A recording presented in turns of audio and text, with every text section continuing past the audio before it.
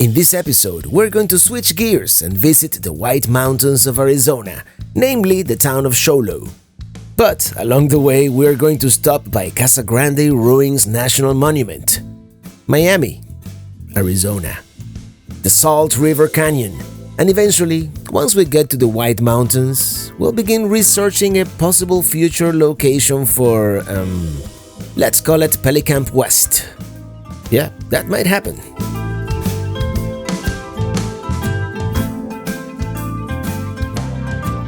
I'm riding in my RV, wherever I want to be, 'cause I'm free in my RV, yeah. Well, good morning.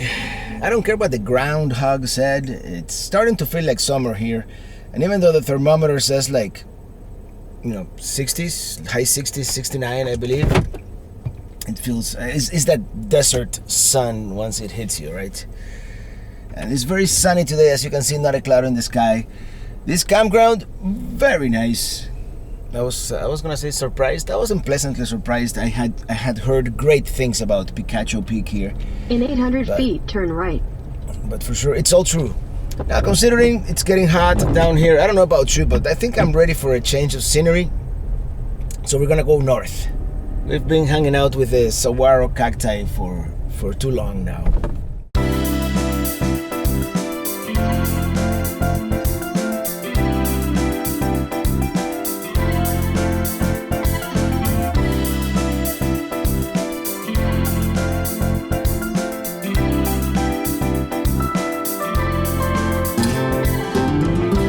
Yeah, definitely gotta be in my top 10 campgrounds, Picacho Peak here. If not top 5, probably top 10. It's very nice.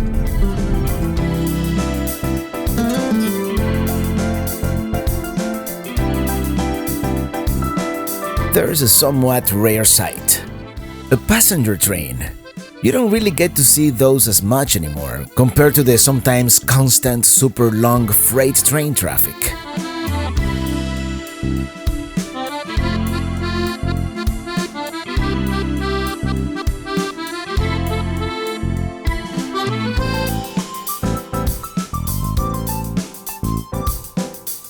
Here we are at our first point of interest, the Casa Grande ruins. Yeah, Casa Grande ruins. This was not necessarily in the plan, but we're here, you know.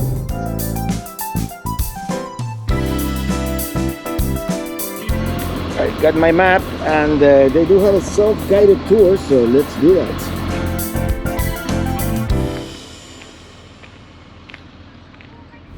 This is it.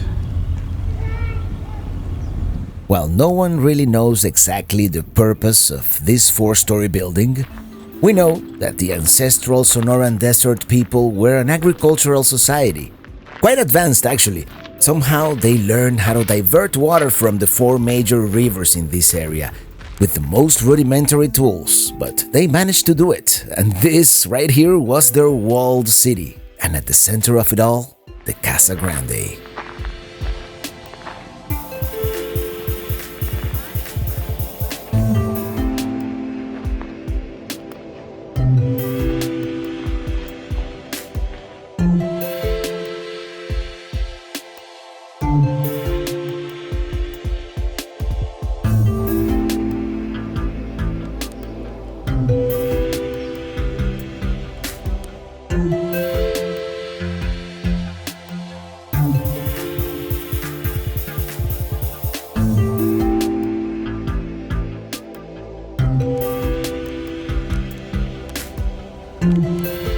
Nowadays, the Casa Grande seems to be home to lots of pigeons.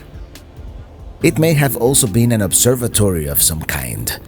The walls align north-south, east-west, and the sun and the moon line up with certain holes. Here's one of the smaller structures.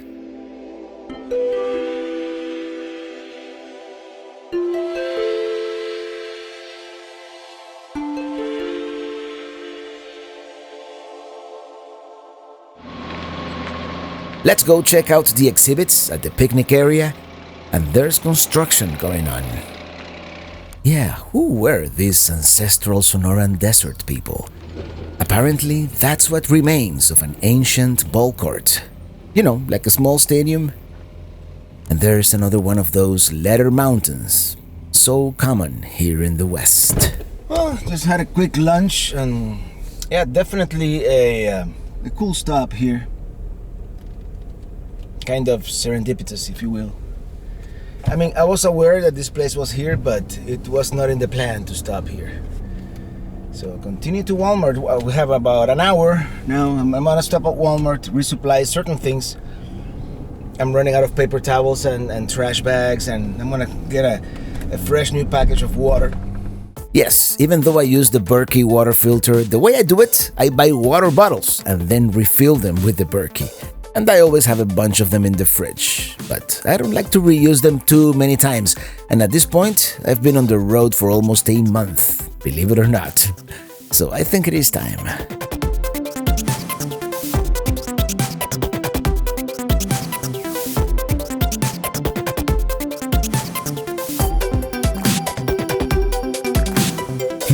Approaching the mountains. It is Tonto National Forest. We won't be seeing too many more of those.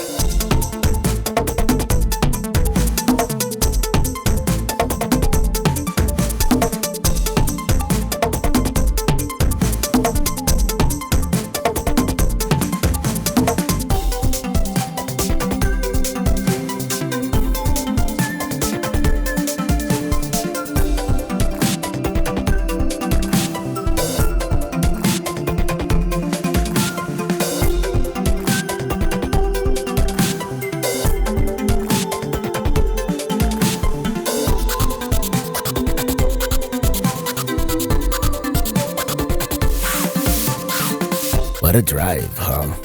In any case, we are approaching my adopted hometown's namesake of Miami, Arizona.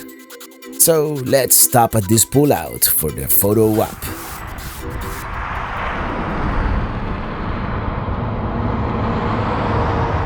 It is self-proclaimed copper center of the world, and it is indeed a copper boomtown.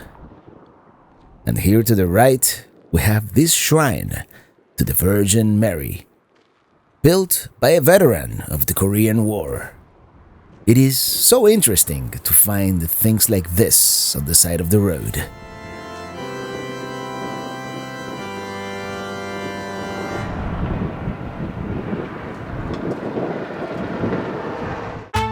I know, it's the wrong music, but I'm thinking of the other Miami right now. My Miami. You can see all the copper mines on the hill to the left here. Very, very cool.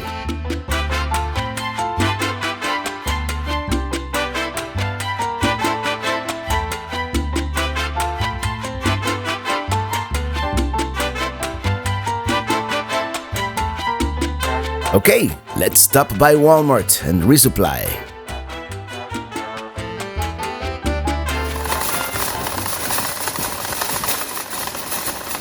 This is actually the next town, called Globe.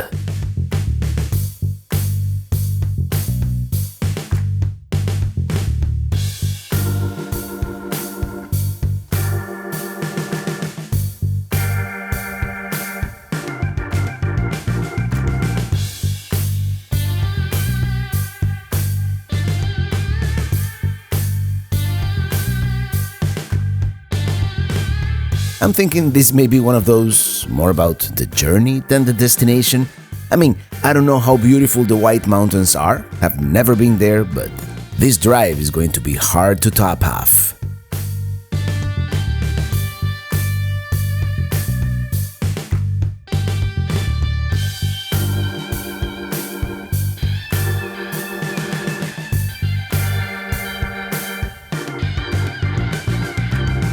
Is that snow I see on the ground? We are definitely in the land of the juniper now.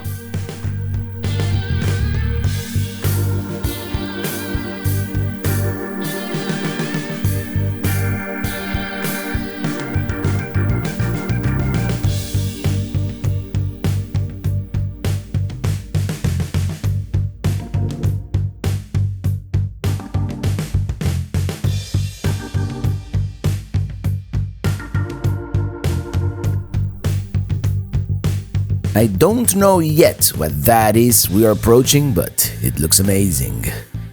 You know what that is? That is the Salt River Canyon.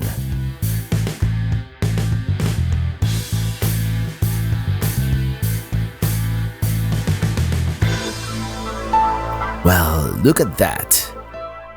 That's truly beautiful.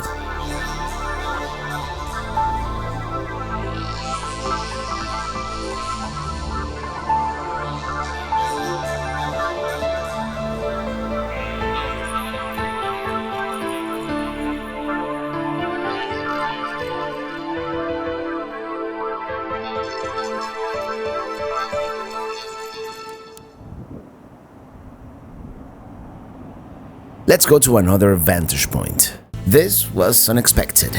Definitely not part of the original plan, and what a great discovery. I guess we're going all the way down to the river. I see a bridge down there.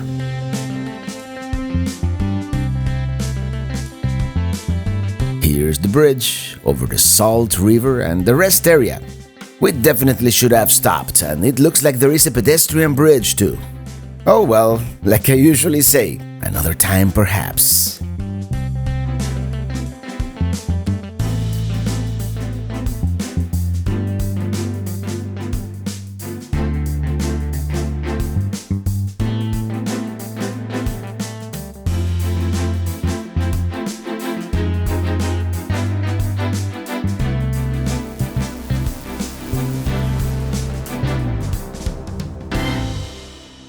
Let's take a break. It's a scenic view, quarter mile, but I'm gonna check this one out first. This doesn't get much more scenic than this now, does it?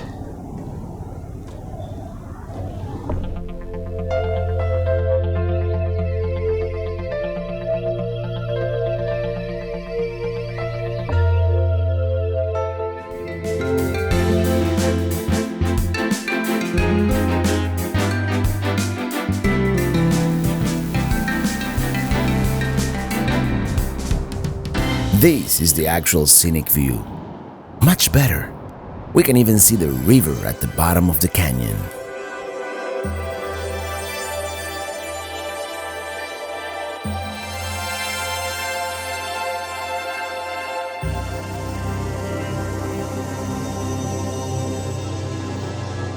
Cliff dwellings, perhaps? It is almost like a mini Grand Canyon out here. This is incredible. I had no idea. Casita. Arizona is such a diverse state. I keep saying it, but especially when it comes to landscape. It is almost unbelievable that just a couple of hours ago we were in the Sonoran Desert and now we're here, approaching the White Mountains. And I have a confession to make. I haven't done much research on this area, at least not at this stage of the trip. All I know is that longtime viewer, actually podcast listener Anthony, Antrit on YouTube, he bought a property, a homestead in this area about a year ago, and I want to check it out. I would also love to have a piece of Arizona to my name. He recommended I stay at Show Low Lake Campground, so that's where we're going today, and tomorrow we may explore the area a little bit. And now we are in Show Low proper. The name of the town actually comes from an interesting story about a poker game where the stakes were a ranch actually, and one of the players said, "If you can show low, you win." And the other player showed a deuce of clubs, the lowest possible card. And the name stuck, and nowadays Show Low's main street is actually called the Deuce of Clubs in remembrance.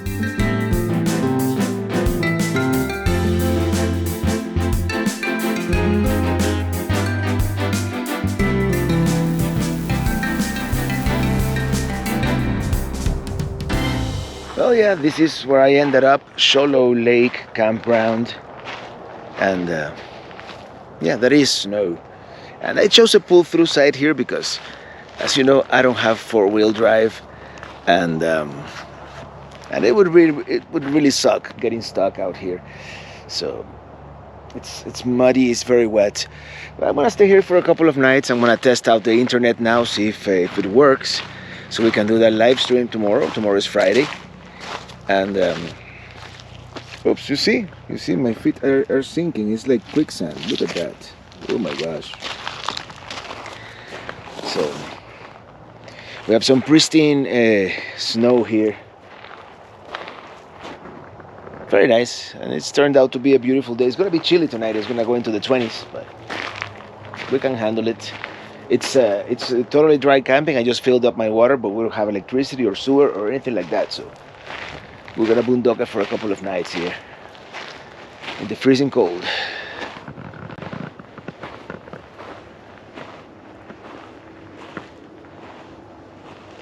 Well, sunset is upon us, so let's go see the lake. Did I mention dry camping here for $18? I'm gonna stay 2 nights. I just did a test of the internet, and it's barely enough, but barely enough to do a live stream. So I have a feeling it's gonna be a nice sunset. But let's see if we can make it to the lake. I have no idea. I need to get a lay of the land here. Check it out. It's a beautiful lake. Beautiful lake down here. Might be too cold for the banana boat, but whoops. Maybe I should pay attention to where I'm walking. Seems like it would be a cool summertime destination. What am I doing here in the dead of winter? I have no idea. It's Anthony's fault. Yeah, Anthony, you'll be meeting him tomorrow. I can just imagine in the summertime with a bunch of people boating and swimming.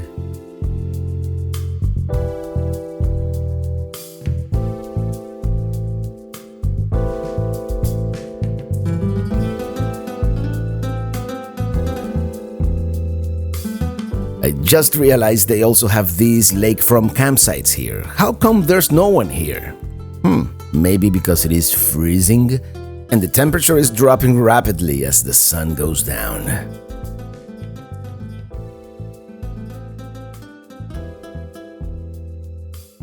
Yeah, it is kind of disorienting when you arrive at a place like this for the first time, but all this snow, it's kind of intimidating, but it's a huge campground, huge campground.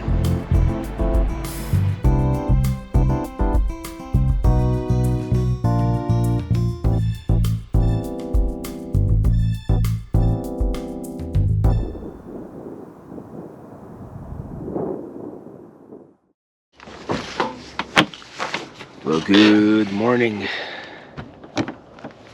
It is frigid out here.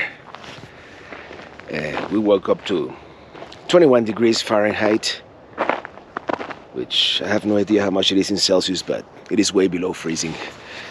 And well, here we are. It is a beautiful morning. And, let me see. I'm gonna see if I can get some firewood. By the way, everything frozen, of course, as it happens. Look at that. A layer of ice on the top of everything. Hear it. Look at that. Look at how beautiful those are. We don't get to see those in Florida. I'm gonna walk around a little bit and see what's going on. Maybe I'll fly the drone once the temperature goes above freezing. Frozen and very slippery.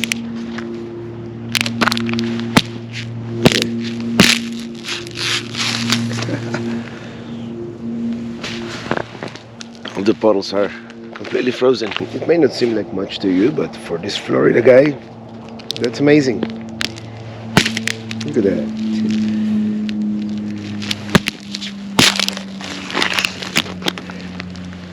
It's just a top. Let's cook some pancakes on this frigid morning. By the way, people like me from the tropics, we always get silly excited or freak out about weird, strange stuff like water freezing outside of a refrigerator and snow and strange things like that. I mean, it did snow in Miami on January 19th, 1977, but no one remembers that. Not only because it was a long time ago, but because it lasted for about an hour and it melted even quicker than that. So that explains my excitement. I actually have no idea what there is to do here, so before we go into town, let's fly around the lake a little bit.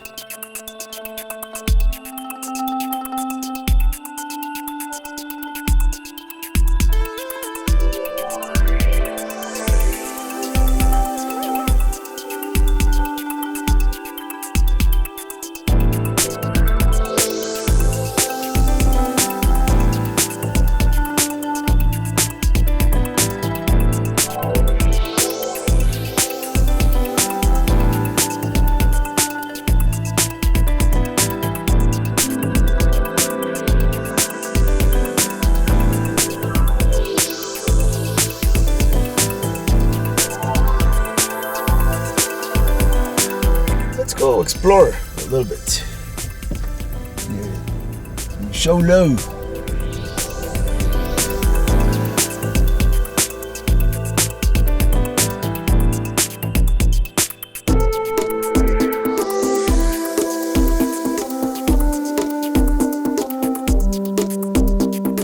That's a cute building. Let's check out Cholo City Park. Well, just wandering around town this morning here at this is a Cholo City Park.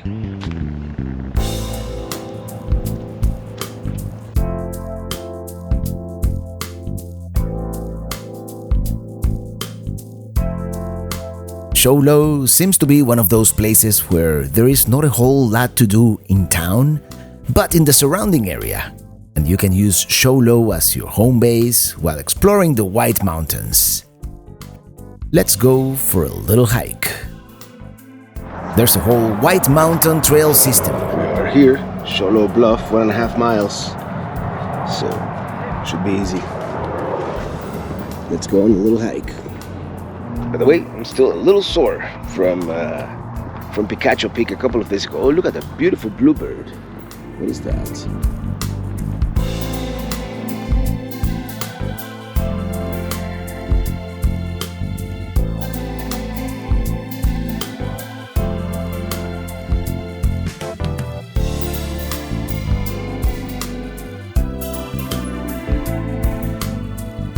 Yeah, something tells me I should have brought those spikes for the shoes.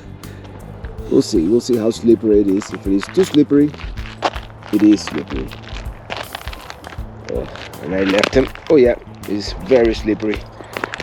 I left them in Minitini. I'm not gonna be able to do this. That's the thing, it's really hard packed snow. It's almost like ice by this time, you know?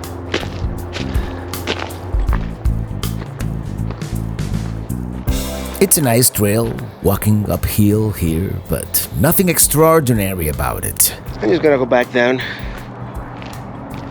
That was enough exercise for today.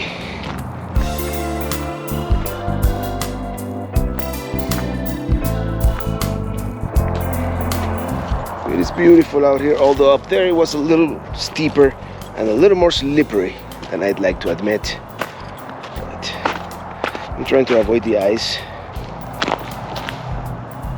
Very, very muddy. Yeah, that's it. I made it. I made it through the mud. I'm all muddy, even my pants are muddy. What can you do? Let's get out of town, east on US 60. I want to see the area where we could potentially build a Pelicamp West, another homestead. Although we are here in the desert, so maybe I should name it after the local fauna. Where the pavement ends, that's where you'll find that hidden gem.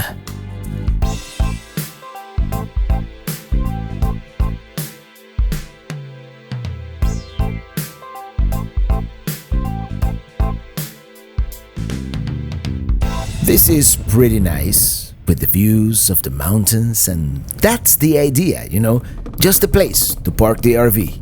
Water seems to be the only real issue around here. I haven't been able to get in touch with Anthony yet, but I know this to be the general area, and I do see a handful of RVs scattered among all the juniper. And land around here seems to be pretty cheap. Utilities might be the most expensive part. I don't see any power poles. And this is high desert. More research shall go into this. I do like the views of the mountains. And the high desert, strangely compelling, especially the parts with all the junipers. I see a house here and I see utility poles. Here's a slightly different area and we have electricity, so it would be a matter of water and septic. Something like this to the right. That would be Pelicamp West. Uh-oh, dead end. Let's go back.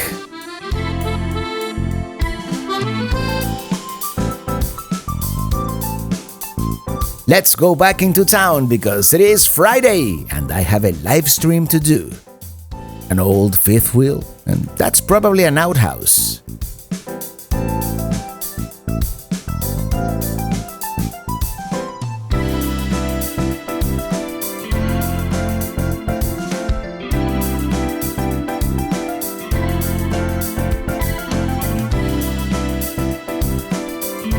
Eventually, I got in touch with Anthony and we went to nearby Pine Top for a pre-live stream IPA. Here we are at Pine Top Brewery with Andrew. Hey man, cheers. Cheers. Great to meet you, finally. Good stuff. Yeah, good IPA. By the way, Andrew he's been a podcast listener for a long time and he has a YouTube channel too, so I'll put a link somewhere. So there's Anthony, and coming to you from the White Mountains in beautiful Arizona. And I'm here killing time because this is RV Chat Live for today, February 5th, 2021. I hope you've had as good a time as I had here with Anthony and Lane. And Anthony and Lane. Say hello, everybody. Because I'm riding in my RV. Wherever I want to be. I forgot my guitar in Miami. In my RV. Good night, everybody. Have a great weekend. Happy Friday. And I'll see you on the road next week. Where will we be next week? Well, you have to tune in to find out. Bye now.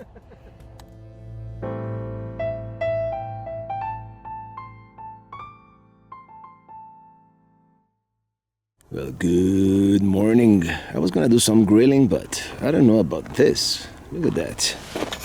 It's frozen. Frozen shot. And this water. Yeah, also frozen solid out here. We'll give it a shot. I'm ready to depart this frigid place here and check it out. My levelers are frozen solid on the ground. What to do? I need to whack them with something. I don't know what I'm gonna do. I do have a hair dryer. I might use that. Well, on the road again.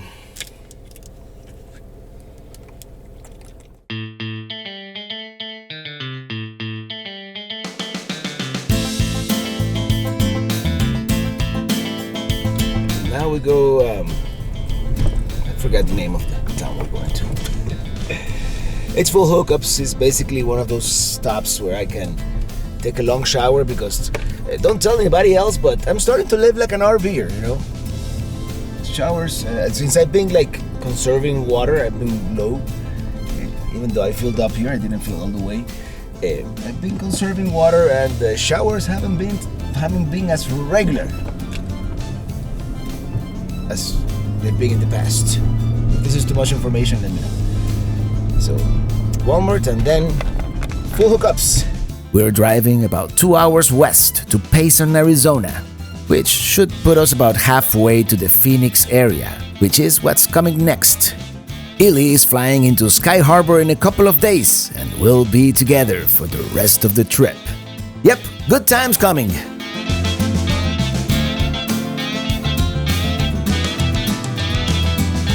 By the way, this Arizona 260 route is supposed to be an epically beautiful drive.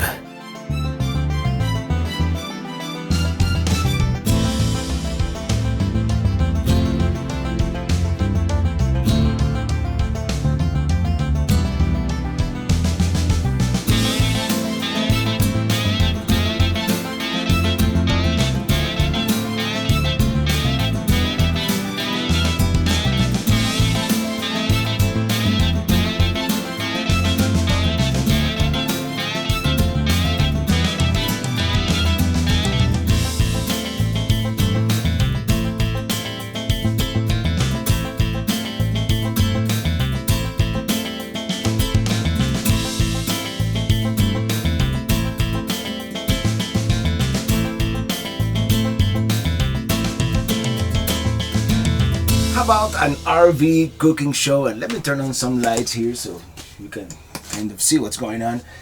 And yeah, let's take advantage that we have unlimited water, unlimited power. I'm doing laundry, you know, a bunch of things because after today we're gonna be again dry camping for a couple of days. So I'm gonna make my classic beef stew that I haven't done in a while, and for a while I was doing it in the Instant Pot, but I think it comes out better when you do it the classic way. It looks like we might be a little off level. Anyway, we're going to melt some butter and brown the meat.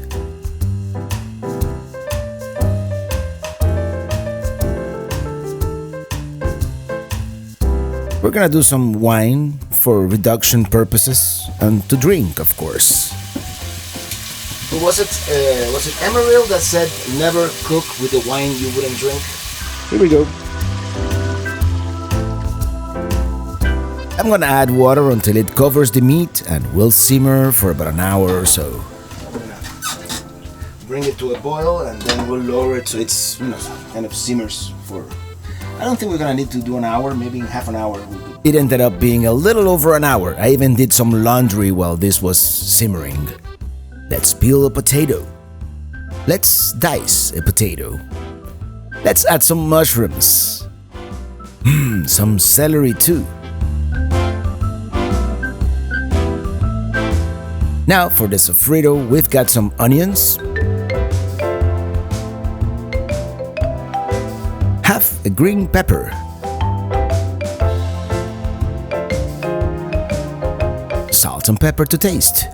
I've got some frozen veggies, not exactly part of the original recipe, but why not? Some garlic and manzanilla olives.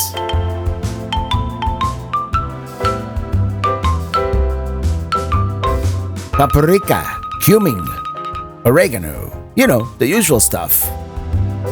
My Cuban cooking wine and tomato sauce. Some of that hot sauce Niam Pony sent me.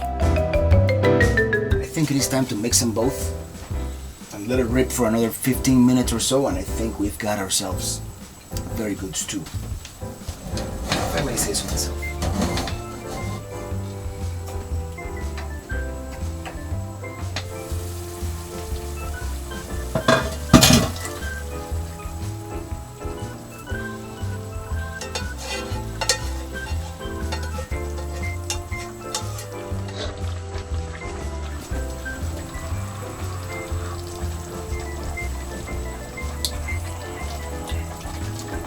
You could use a little more salt, but really good. Well, it is ready, so as soon as it cools down a little bit, we're gonna eat. Yeah, that came out really good. Really, really good. Different, but good. Well, on the road again. It was a nice, quiet stay here in the Payson RV Resort. For what I wanted, it was perfect. I just wanted one night with full hookups, you know, get some work done. And now we're going to the Phoenix area.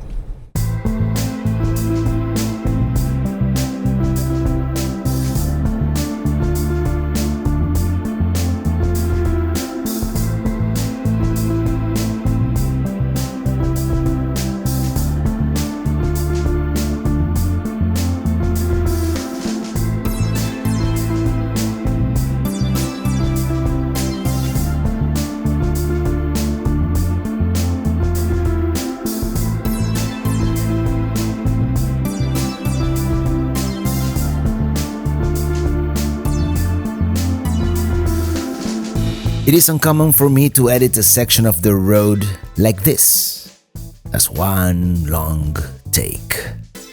Uncut, real time, but I think this deserves it. It is perhaps fate or nature's way of saving the best for last.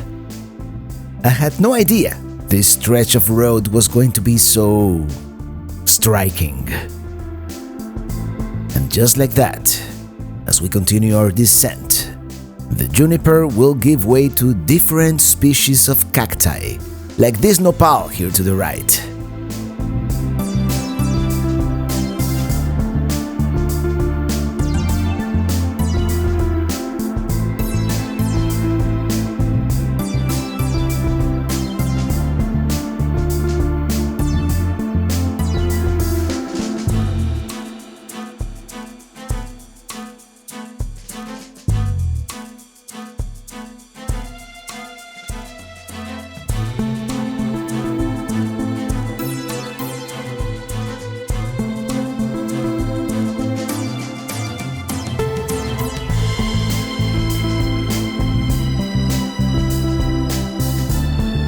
And we're back in the land of the saguaro, once again at the northern boundary of the Sonoran Desert.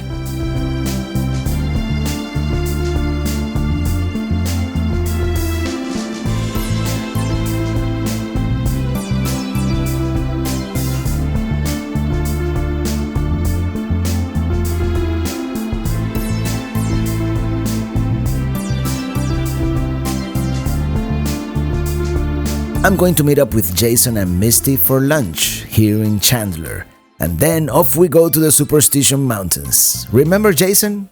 We flew around San Antonio in his Cessna at the beginning of this season. Well, they happen to be in Arizona as well, and we've been meaning to catch up. Here they are, that's their Airstream. What do RVers do when they meet up along the road? We take a picture in front of our rigs because that's what you do, right? We can see them in the distance, the Superstition Mountains. This is not quite bucket list, but almost, almost. I've been meaning to stay at Lost Dutchman State Park for a few years now, and I was finally able to get a reservation. But more about that on the next episode. Until then, thank you so much for watching, and see you on the road.